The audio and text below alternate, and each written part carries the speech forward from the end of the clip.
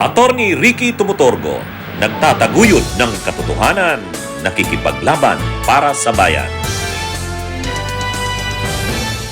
Nag-press briefing kanina si Ombudsman Boying Rimulya. In-update niya na dinedma. Tama po kayo, dinedma. Dinedma umano. Inignore ni Robin Padilla yung subpina nila. Wow, mayabang si Robin Mayabang si Robin Kaya niya ba? Kaya niya ba hinahamon niya ba si Ombudsman Boying Rimulya? Ang sagot ni Ombudsman Boying Rimulya, so be it. Of course, in the news also was the the investigation we are conducting on obstruction of justice, what happened in the Senate. And in that light, sumagot na po si former Senate President Alan Peter Cayetano.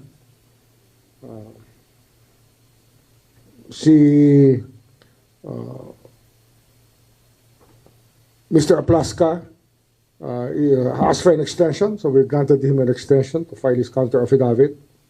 But surprisingly, one person has chosen to ignore the Ombudsman's order. That's Senator Robin Padilla.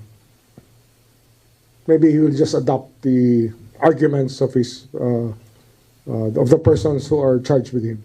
That's the best that he can do. He has not filed anything.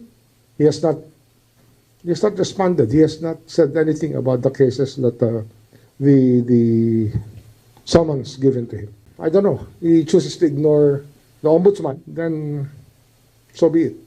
Wala siyang defense. They're given a chance to deny or to dispute or to reason out, but he can choose to waive everything. It looks like he has chosen to waive it. I don't know if he's being given any legal advice. So be it. Bahala siya. Okay. Ini-ignore niya, dinididma niya ang ombudsman, so be it. Mangyari na kung anong mangyari. So be it. Ayan, mukhang may aabangan tayo mga kabunyog, mga kababayan. Ano ito? Tungkol saan ang subpina kay Robin Padilla? Ay tungkol yan dun sa pagpatakas kay Bato. Yung pagpatakas yan mga kabunyog kay Bato de la Rosa, obstruction of justice. Iniimbestigahan diyan si Alan Cayetano, si Aplaska, ayan, si Padilla, yan ang mga iniimbestigahan diyan. Si Aplaska yata nag-file ng parang motion na bigyan siya ng pagkakataong dagdag na araw pa para maihanda yung sagot niya. Si Cayetano sumagot. Si Robin Padilla hindi. Kaya sabi ni Ombudsman Boying, inignore ni Padilla ang aming subpina, so be it. Yun, medyo maganda. Maganda to mga kabunyog. Alam na natin diyan ang rason ni Robin. Alam na natin diyan. Ano ito mga kabunyog? Ang inaano diyan ni Robin, hindi siya saklaw ng ombudsman. Malamang ganyan yung advice sa kanya ng abogado, hindi kayo saklaw ng ombudsman. Yan yung yan malamang yung sinasabi kay Robin. Hindi totoo yan. Hindi totoo yan. Saklaw ng investigasyon ng ombudsman. Kahit ang mga impeachable officials tulad ni Sara, pwedeng imbestigahan ng ombudsman. Ang nakalagay doon sa disciplining authority, yung kapangyarihan ng ombudsman magdisiplina, hindi saklaw yung members of Congress kasama na ang Senate. Yung pagdisiplina. Pero yung pag-iimbestiga, saklaw yan ng ombudsman. Kahit pa nga mga impeachable officials pwedeng imbestigahan. Kaya lang pagdating sa mga impeachable officials at saka members ng Congress, saka judiciary, hindi siya saklaw ng disciplinary authority ng ombudsman. Pero ang pwedeng magdisiplina kay Robin diyan, ang pwedeng magdisiplina yung mismo, Senado mismo. Pero pwedeng mag-imbestiga ang ombudsman, mag-recommend ang ombudsman. Ito yung findings namin. Malala ang ginawa ni Senador Padilla. Obstruction of justice. Ito yung mga ebidensya. Isasubmit yan ng ombudsman sa Senado. Pag sinubmit yan sa Senado, mga kabunyog, mga kababayan, parang ano ngayon, hahamunin ngayon ng ombudsman ang Senado. Ba't hindi nyo disiplinahin tong kasamahan nyo? Ito yung findings ng investigasyon namin. Kaya ano yan mga kabunyog, nagtatago si Robin doon sa provision ng Ombudsman Act na walang disciplinary authority ang ombudsman sa mga impeachable officials, members of Congress at members ng judiciary. So pasok siya doon sa members of Congress. Pero hindi naman exempted sa investigatory powers, investigative powers ng ombudsman kahit pa yan impeachable officials. Hindi yan walang diyan prohibition. So pwedeng imbestigahan ng ombudsman kahit members pa ng Senado. Ang kung halimbawa mag-recommend ang ombudsman na idisiplinahin si Robin, ang mag-i-implement niyan ay ang Senado. Katulad yan nung panahon ni Villanueva. Kung maaalala ninyo, nung panahon